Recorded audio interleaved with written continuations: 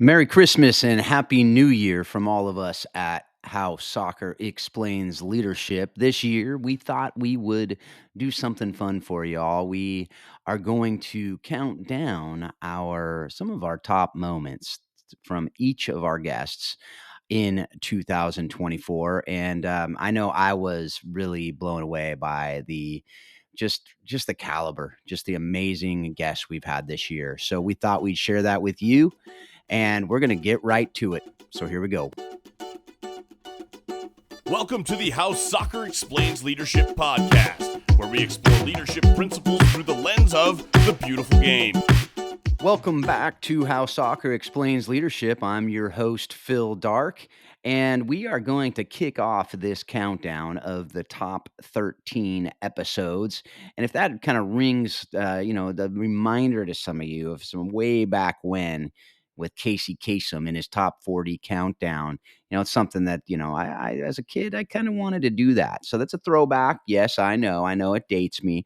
But anyway, we are going to be counting down these episodes, and we're gonna start with a great, and it's really not in the top 13 countdown in the sense of these aren't necessarily a number 1, number 13. These are just 13 of our favorite moments from this year, from 2024, and I hope you enjoy them as much as I've enjoyed putting this together. So the first one we have is an episode that we did with David Irby, and this clip is called Bringing Hope. And this was something that I was really blown away by this whole interview. It was really hard to pick one. And with all of these, it was really hard to pick one clip from each of the episodes. But this one was talking about, it's actually really moving. They did some work in different parts of Africa using the hope of the gospel and using soccer. And so this clip from David is one of those that just blew me away. So here it goes. The president of Sudan invited us to bring a Christian soccer team to play the national team. And this is during the longest ongoing civil war in African history at that point. Osama bin Laden had been living in Khartoum where we were going to play. He was gone now. We had to write goodbye letters while we were in Mozambique to our loved ones in case we didn't return. And any of us that wanted to opt out of the trip then could opt out. And none of the guys did. But we wrote those goodbye letters and we wept. I wept. I had to keep turning away as the tears flowed, realizing that I might leave my parents, my brothers, my wife, and my 3 kids behind. And my wife knew that when she took me to the airport that day and we said goodbye. But I had gone from running from Christ to wanting to serve him in whatever way possible. But back to the guys, we're on the plane flying into Sudan, and we're joking. I wonder how they're going to take us out. You think of a bazooka as we land, or, we're coming up with all these crazy ideas. Well, we had their secret police guarding us the whole time. They were on our floors at night. They cleared every road as we traveled for fear of bombs. And our biggest scare one time, we heard this crackling sound when we were on the bus. And we all hit the floor. We thought it was over. And our bus had just scraped the tree and the branches had snapped off. But we went into that national stadium with 10,000 spectators. We drew 1-1 with a team of players from all over the world, literally. American players, but other players.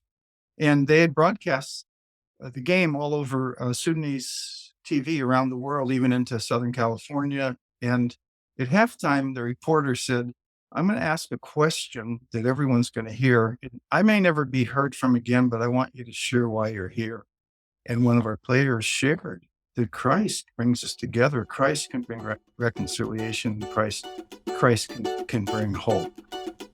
Well, that idea of writing letters home because you don't know if you're going to make it, man, that never ceases to just blow me away. So hope you enjoyed that clip from David Irby. The next clip we have coming your way is from Todd Yelton, and this clip is called Closer to God.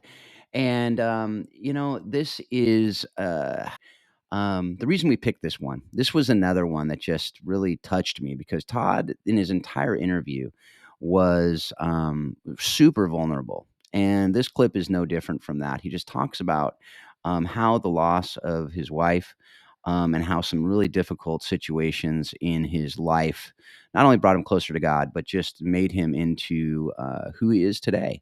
And so this is something that I know all of us can relate with in some ways, because we've all had those difficult moments in our lives where we've either lost someone or just had real tragedy hit. And the way he talks about this is really, really good, really meaningful. And I hope it hits you as it hit me. I wish it was different. I wished I hadn't gone through a tragedy, to be quite honest with you. I wish it would have been different.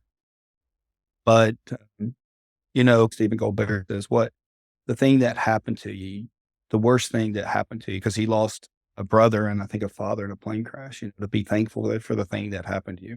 And once again, I'm trying to wrap my head around that. But what I do know in this is that I think the Almighty used it to bring people closer to him. And the second part that I do know is this is the best version of me. I think it would be incredibly sad if it had changed me for the good, right? Because I think that's a thing that can happen in those moments. At the end of the day, God's God. He gets to do whatever he wants, right? And I don't think he was like, wow, I can't believe I didn't see that coming. Todd's pissed off or disappointed. He knew all that's going to happen before it happened, right? And, I was sitting in church the other day and, you can't blame God for the bad things and not give him credit for the blessings. And I think sometimes we fall, right? And recently got remarried. And so I think that's a blessing from God, right? And I don't know how that all is orchestrated. I think it's a bit like a tapestry, right? If you look on one side of the tapestry, it doesn't make any sense. Then you flip it over and it seems beautiful. So at some point in time, I'm pretty much expecting God to show me the beauty in it. And I don't know that I'll see that on this side of heaven, but that's my expectations. And I think that's probably what will happen. All right. The next one we have coming your way is with Jessica Hain. And this was actually the last episode of the last interview of season 11. Jessica was the former head coach of Liberty University, and she also is a good friend who I'm doing a lot of work with the global sport movement right now. So Jessica talked with us in this clip about empathy and soccer IQ. If those of you remember the episode, man, there's so much in it. And again, just really hard to pick one. But this one I thought was super good because it talks about not only empathy and soccer IQ, but really this applies to any EQ. Really, if you're going to have emotional intelligence, you've got to have empathy. And so this clip is one that I thought just really, really hit home with me. And it's something I hope will help you in everything you do. There is an objective truth in soccer that there's a best right answer. There's a best next action. And that really stuck with me. If I can recognize the details about my teammate, then I can make better choices. My soccer IQ will go up. If I know the time in the game, the score, the third of the field that I'm on, whether my teammate is left-footed or right-footed, whether my teammate is fast or slow, what is best for them, where's the defender, based on all these million things, if I can assess that really quickly, there's most likely a best choice for what my next movement would be or what my next decision will be. And that was kind of one of Raymond Verheegen's claims. And it just, I was right there. He was like, we get stuck in this flavor of the month coaching where coaches do what we learned or how we were taught or what we feel, and maybe missing the point that there could be a best way to make a decision or even to coach. So me thinking about all those details, making me really think about my teammate more than myself or the situation around my teammate instead of myself, made me realize that there is a connection between relationship IQ and soccer IQ or skills IQ. There's a relationship. The more I know about my teammate, number one, the better I can love them. God's second greatest commandment. And then also I will know how best to serve them. My next best action to serve them on the field. And that's soccer IQ. Thank you, Jessica, for those great words and just such a great reminder about the importance of empathy. And the next clip we have is from Brock Thompson. He's up there in South Dakota. And again, this is a guy I actually had not met Brock before this interview, and I was really impressed with this man for so many reasons. Not just the success they're having up there, but just the wisdom that came out of him throughout that entire interview. And this clip is called Specificity in Praise, and it's one that no doubt will encourage you, but also give you a tool to use. No doubt it will help you in everything you do. One of the lessons that hit me like a 2x4 across the forehead is, really talking about why as coaches do we correct it with a level of specificity, but when it comes to praising players, that it tends to be generalized. And if you want to build confidence or really permeate your team, why don't we coach or praise players at the same levels of specificity as we tend to correct? And I go all the way back to like the U.S. soccer coaching schools. Like there was a whole like correct way to make a coaching point, right? Like rehearse, which is great, but all of it had to do with correction. And so what do we do with our teams and our players when it goes well? And why do we tend to just go, good job, great job?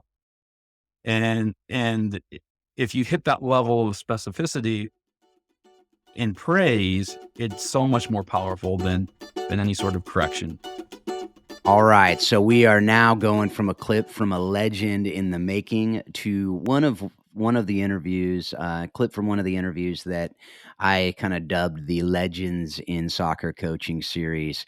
And this was Randy Waldrum. And Randy talked in this clip about get the buy-in, the importance of getting the buy-in from your players and the values and everything else that goes on in the team culture. And so this is something that, Randy has done so much in the game. And I was so impressed by him as a human, just the humility that, that he has all the reason in the world, just with all the success he's had, to be not arrogant, but just really, come at it as if he knows it and he knows more than others. But man, just the opposite. He knows he's learning right alongside with all of us. So this clip is one that is something that all of us need to listen to. Get the players to buy in. If you don't have the buy-in, then you're going to have issues. So I think we do a really good job of having this vision of what it should look like, and then having a way of presenting it to our players that they buy into that vision. I think the leadership aspect of it is one thing that I learned years ago was if I set high expectations and high standards and, whether we call it core values or, every program does it a little bit different. It's just like you discipline your children at home, right? They tell you they don't want discipline, but they really need to be disciplined and they want discipline, right? And it's the same way, I think, in running the program. And we're not a type program that's got 15 or 20, rules in our rule book. We've just got a few rules and a few core values that we live by it's really nothing more than, about being a good person and being respectful and, doing the right things with your life. And I think, we have to try to do that as the leaders, and everything we present, we have to present it that way. And we have to keep reinforcing that to our kids. And then I think from a standpoint of what you accept from your team is what you're going to get. So make sure your expectations are high enough that you're okay with accepting high standards. If you set high standards, but then you accept, lower standards, then you're going to have a problem. So I think we've always felt like players are going to make mistakes and we're okay, with that. I mean, that's what we're here for. We understand that, but doesn't give them an excuse for not putting the effort in and not putting the work in and not living their life away from the field and the expectations that we have with the way they treat people. Okay, so the next clip that we have is from Lang Wedemeyer. Earlier, we had Jessica Hain, who was the Liberty soccer coach, and now we have Lang Wedemeyer, who is the current Liberty women's soccer coach. And this clip is entitled "Some Things Never Change." And man, I was encouraged by this episode because I've been able to get to know Lang over the last few years through Bible study, through some other things that we've done with United Soccer Coaches, and this man is the real deal. And so this clip is something that we can learn from, and one that I hope will encourage you. So here it goes. There are also some things that have never changed and never will change. And I think for me, that's what, as much as I will complain about the transfer portal and entitlement and some of these things that kind of rock our culture, the reality is players want to be loved. They want to be cared for. They want to feel important. They want to feel valued. And and how you do that, obviously that's part of the art of coaching with each individual and with your team collectively, but that's never changed. And so I think that when I start to get a little flustered about society, the world culture, and everything else, because these, we're at Liberty, but these girls are still 18 to 22-year-old girls. I mean, they still have egos and pride and pressure, and they still deal with the same thing that everybody else deals with. We're just fortunate that we can truly holistically develop them and talk about the faith piece, because that's where it's all grounded. And we don't have to pretend it's something else. We can talk truth to them, but they still have struggles. They still have issues. And so that's where we can come along beside them and try to help them navigate those struggles in a more profound way. But ultimately, at the end of the day, those are the things that everybody always wants. All right, so as we're hitting the midpoint of this countdown of the top 13 moments of 2024, this was a moment that was not an interview with a particular person. This was a conversation that Paul and I had about the recent NCAA settlement, and it's one that got a lot of downloads because I know there's a lot of interest in this. In the upcoming season, we're going to get an interview with Don Williams to talk about the implications further of the settlement and just kind of the fallout from all of the things that are going on right now with paying players and so on and so forth, and the trickle down effect to other divisions, all those other things. But this episode, Paul and I were talking about the settlement and some of the implications as we saw it at that time, which obviously we knew things are going to change and they will continue to change. But this clip is Paul and I, we're just talking in this clip about the professional collegiate athletics now, or athletes. Now it's basically becoming where this is almost a semi-pro league. And so this clip talks about that, where it's effectively professional athletes on college campuses. And obviously Paul has a lot to talk about with this, given the fact that he was the Baylor coach for 15 years. And it was really a lot of his career was pre-NIL. And it has definitely changed the landscape. So definitely check this clip out. And if you want to know more about the NCAA settlement stuff, you can listen to that full episode that we had. It was just a couple episodes. It was the second to last episode of season 11. Let's not forget, the whole thing with amateur athletic in the university is to give kids an opportunity to play sports while getting a degree. I think Saban said something about it, it ain't about that anymore. Yeah. Yeah. This is professional athletics on college campus. And That's right. No longer are we talking about, hey, how do we help this person get a degree with the opportunity to play sport? It's now okay, how are we giving this kid an opportunity to be a successful business person for themselves, to manage their own profile, to earn enough money? Oh, and maybe you can get a degree while you're here. I think you just brought up something that I think goes directly to why we're doing this show, which is sports have become about money. Yeah. And like Saban said, I got out of this because it stopped being what I got into it for. Yes. And I think you've seen that as well. I think a lot of coaches have seen that, where you're like, man, I want to just pour into people, pour into humans and make them better humans, but it's not about that anymore. at the high levels. I think there are still coaches. Of course, there's still coaches who do it. We're interviewing some of Absolutely. them, right? And there's Absolutely. still great people doing it for the right reasons, and we're getting that out there. But we need to fight for that. And despite all this ship has sailed on this, by the way. Like, I don't see it It's ever not going coming back. No. It is what it is. So I think what happens now is high school is where it becomes, we're teaching we have to start really pouring into these kids at that level.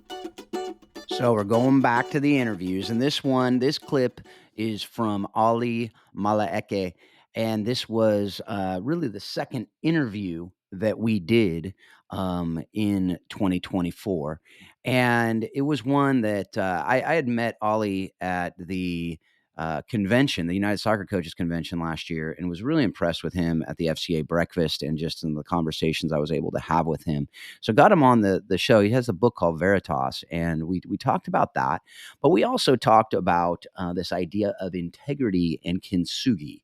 Kintsugi is a Japanese art form where they basically take gold to mold together broken pieces of pottery, clay, different things. And the pieces are actually more valuable when you repair them with the gold. And so he talks about that and how it relates to our leadership and in leading others. And so it's something that I was really encouraged by.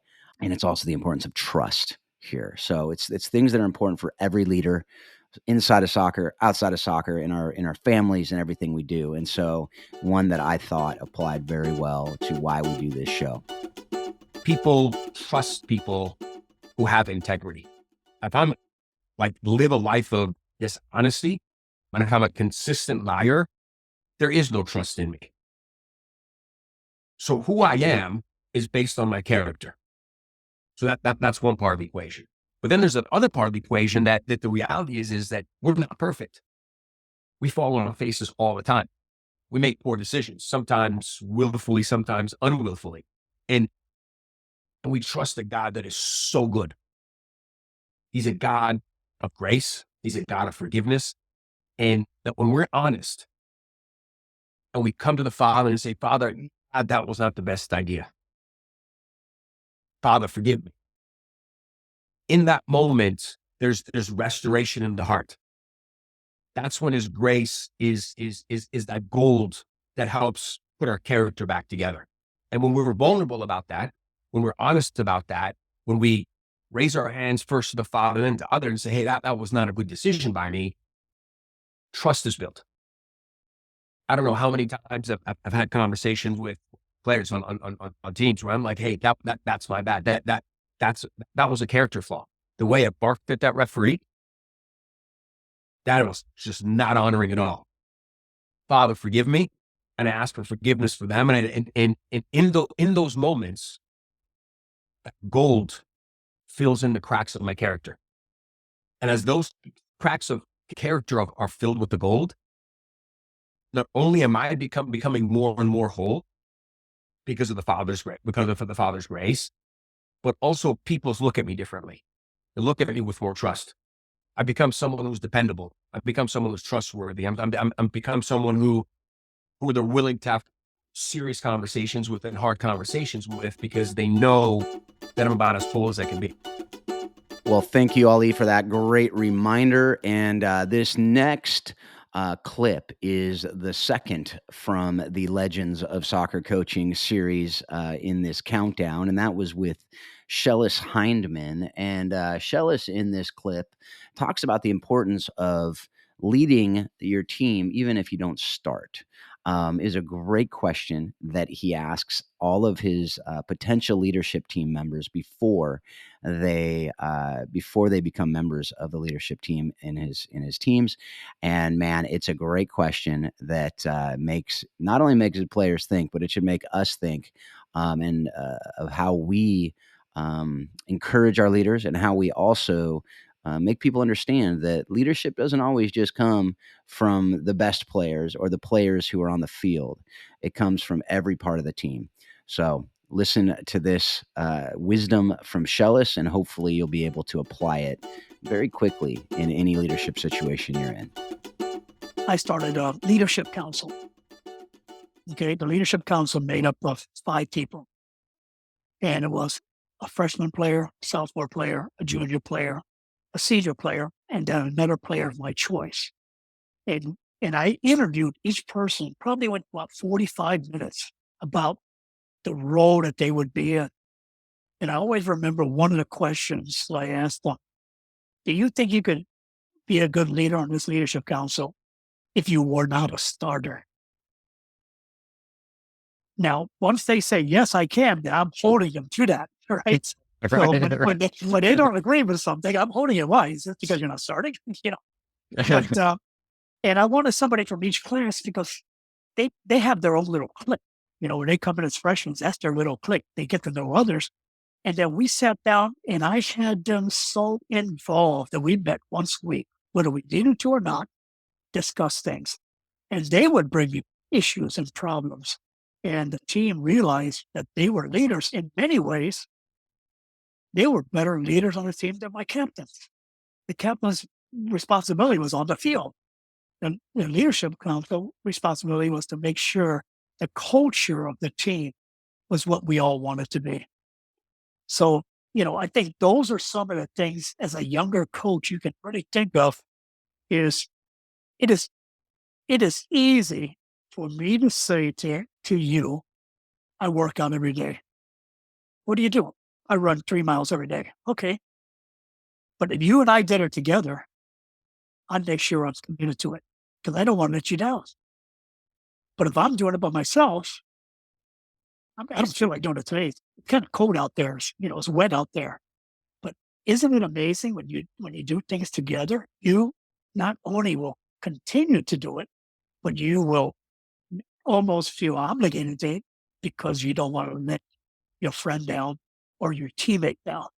So that was one of the areas I think really helped in my growth as a coach was it's harder to walk away from something when you've committed it to your teammates than it is to walk away from something when you do on your own.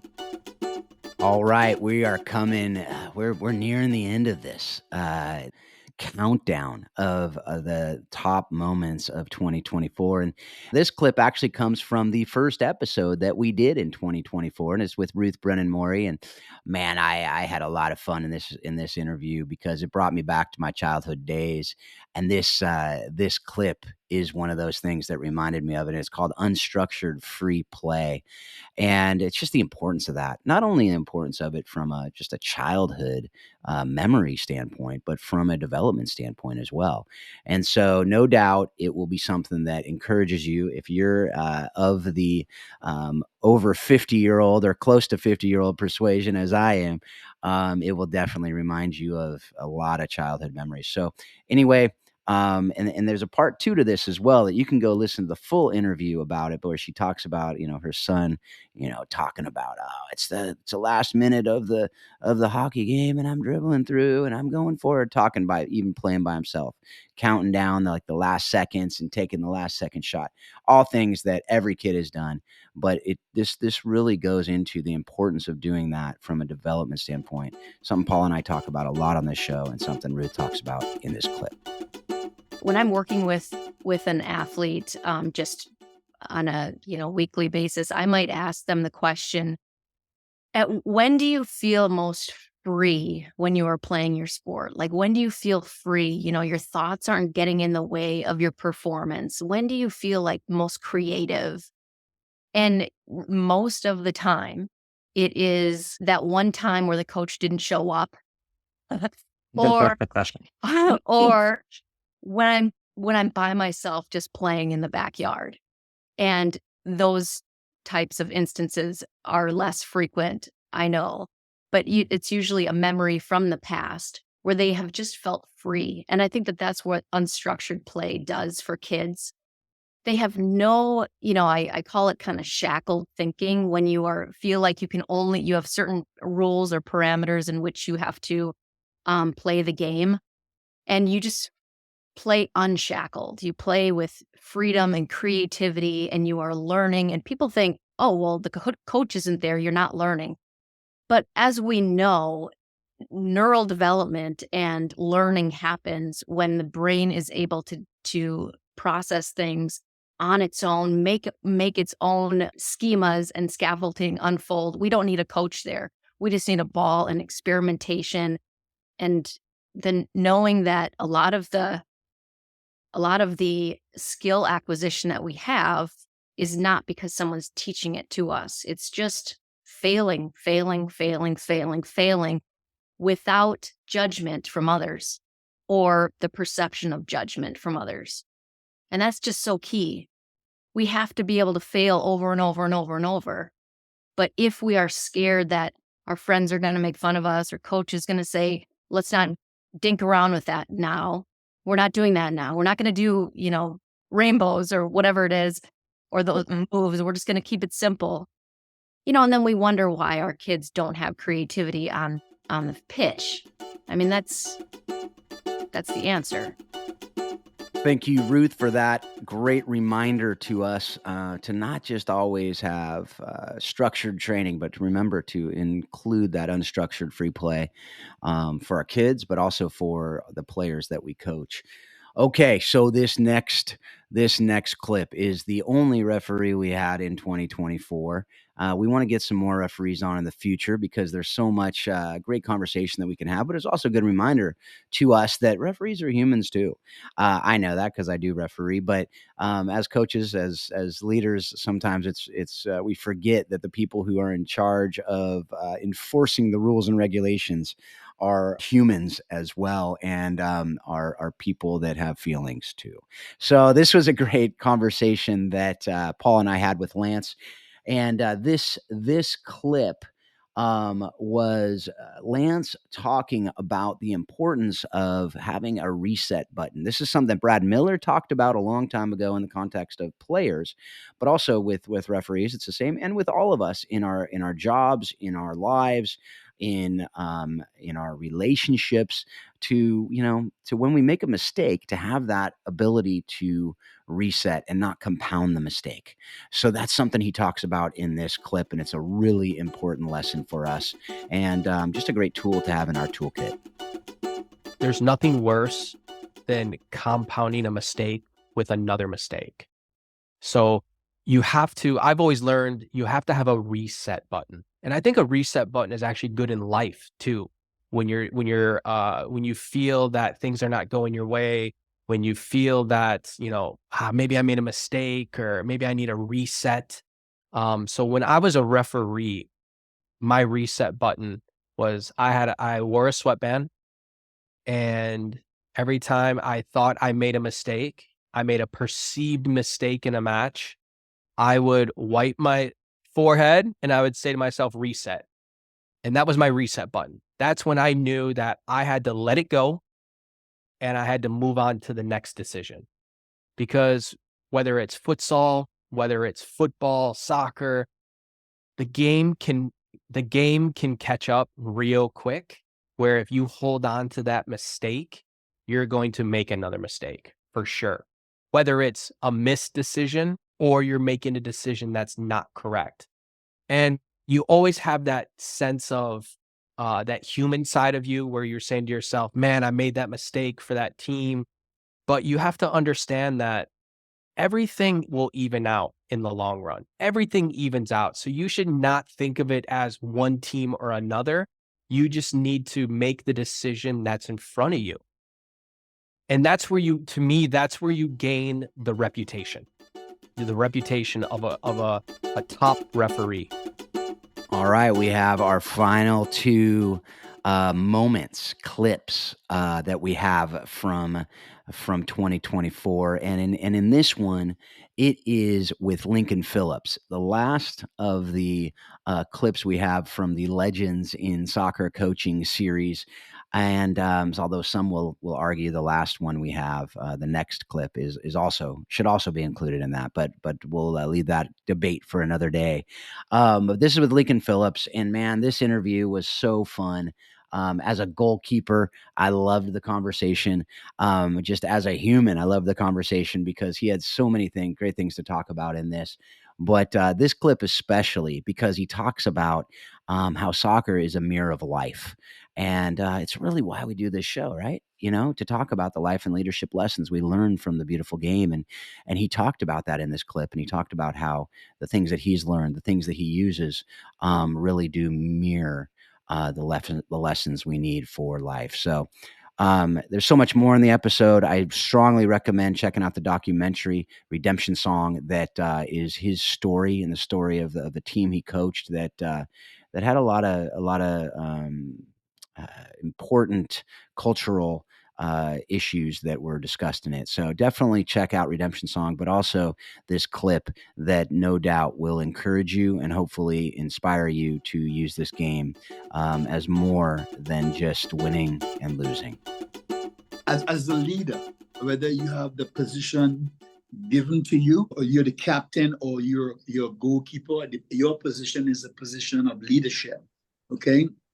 If I'm the king of a kingdom and I have my guards, guarding me, I have to treat them right because they're there to protect my life. So I have to treat them right. Make sure that I have a good relationship with them. Same thing in soccer. Okay? As a goalkeeper, you have to have those guys who are there to defend you, to trust you. And trust is a very important part of leadership. If you're in a business or a big company and you're the leader, if that business is to go well at the bottom line, the employees must have trust in the leader, right? And once that trust is there, and then trust doesn't come just by itself, okay? There are a lot of things that comes with it and helps you to develop the ability to trust a person in front of you. Things like relationships. You gotta have a good relationship. You gotta understand the players around you, what their shortcomings are. You gotta have that knowledge of what they like, what they dislike, in order to help them out whenever they get into any difficulties. So that happens on the field as a goalkeeper, as a player. Okay, developing trust. Okay, developing relationships. And when things go wrong, you help motivate. A leader, whether on the football field or in an office, the leader has to be able to motivate players and motivate employees to come outside there to work and do their best. They must feel good about coming out to practice, and they must like you. They must like you. If they don't like you personally, they'll like your style because you're fair and you're honest and you help them when they're down. Same thing in soccer, same thing as an executive. I think the sport and the soccer in particular is a reflection of life. It's a mirror of life. Well, we are at the moment of our final clip, our final top moment of 2024 is with Paul Gizzi. Gizzi, as he's known, Gizzi is a man that I've been able to get to know over the last couple of years, and man, I am so better for it. This is a guy that if you know him, you love him, and if you know him, you've been inspired by him. And this clip is one that inspired me. It also encouraged me. It's an area I need to work in, as most people do. It's called Becoming Lesser.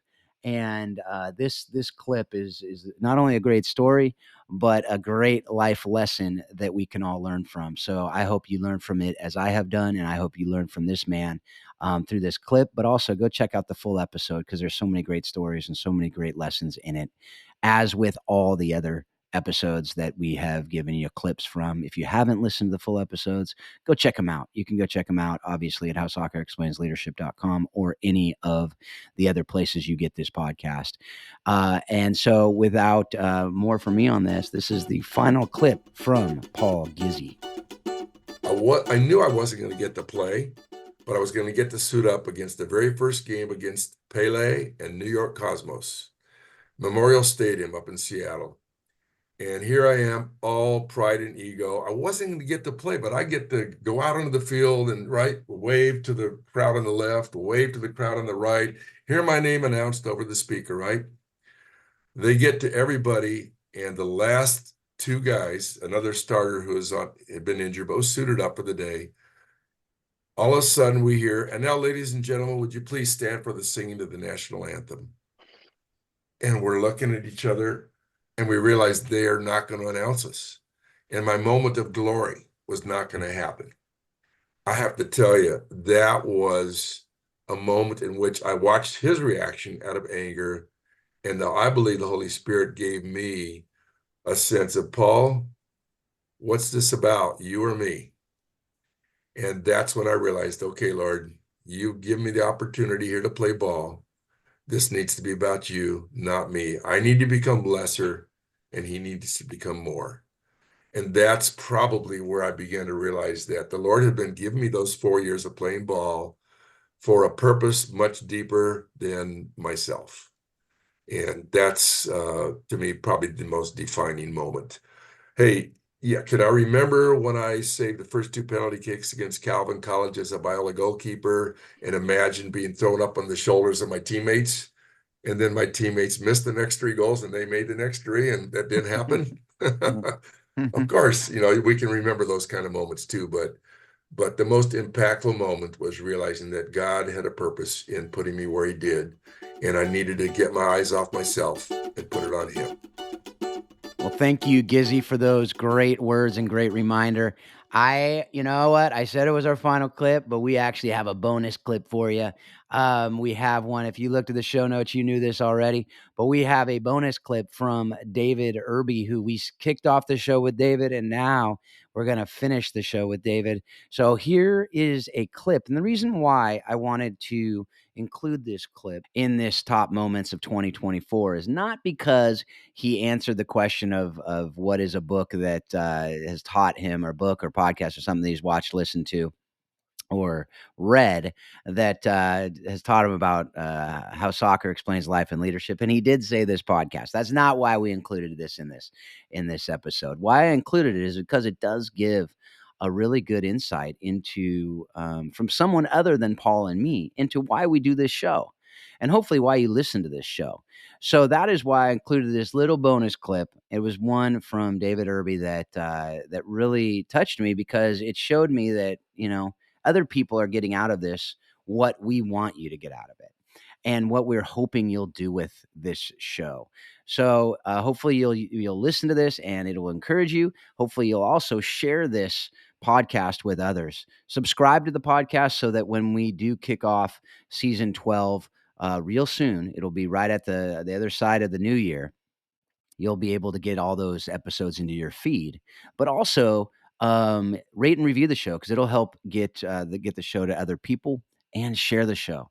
That's the best thing. Just share it to people. Word of mouth is the best way to get this out to other people. If it's helping you, no doubt it will help others. So without more, here is our actual final clip of this Top Moments 2024 with David Irby. And we entitled this one, Soccer is Life, right? Football is life. And this one, Soccer is Life. It's one from David Irby. And no doubt it will encourage you, and it will also give you more insight into why we do this show. So this is the one I wrestled with the most, but my great answer is, I'm late in life to this, but you guys having your podcast and asking me to be on it has really made me think about it. I listened to the whole interview with Schellas, and I was like, wow, I get to see one of the greats, who was also, along with Jay Hoffman and Oziander, was part of those, the U.S. national coaching staff that trained us. And you've really stimulated my thinking. And what you've also done is made me realize is I went through all the coaching schools, and I don't remember much talk about leadership. I remember talking about X's and O's and man-to-man marking, like Paul used so well at Baylor, and I used in my early coaching. We were taught to use man-to-man marking with the sweeper, all that kind of stuff. I don't remember the leadership stuff, but my focus with the coaches in Liberia is on leadership. And you made me think that through again, is about how we truly are leaders, and that you help encourage me that I've been on the right path with whole life coaching and placing player and the player's development over screaming about winning or screaming every time a player makes a mistake, that you can actually use Christ and Christian principles and servant leadership in our coaching. And people will, they will respond when we do that. So most of my leadership books are not soccer related. The Leadership Secrets of Billy Graham, which many people don't know that much, but one of the key principles is building the team. You guys are a team. I like your email to me, Phil, about being teammates, or being we're part of the team to build better soccer players, better coaches, and better leaders too, right? This all, as you said, this all translates not just into soccer, but it all translates into life. Thank you, David, for so succinctly sharing why we do what we do on this show. And, as Paul and I say, the vast, vast majority of all things must come to an end. And this is the end of our Top Moments of 2024 show. If you want to learn more about Warrior Way, which Paul does, if you want to give a year-end contribution to that, you can at warriorwaysoccer.com. If you want to do the same with Providence World, you can do that, providenceworld.com. All that's in the show notes. That will help keep this show going. And also, if you want to learn more about DISC or coaching the bigger game, all that's in the show notes, as we always have in the show notes. But most importantly, folks, we hope that you're taking all you've learned in this episode through these clips, all you're learning through the full episodes, the full interviews that we do, the other shows that we do on this. We're doing it all for you, and we're doing it all so that you can take everything you're learning and use it to be better coaches, better spouses, better parents, better players, better teachers, better leaders, better in anything and everything that you do. And that you'll continually remind yourself that soccer does explain life and leadership. Thanks a lot. Have a great new year and have a great couple weeks.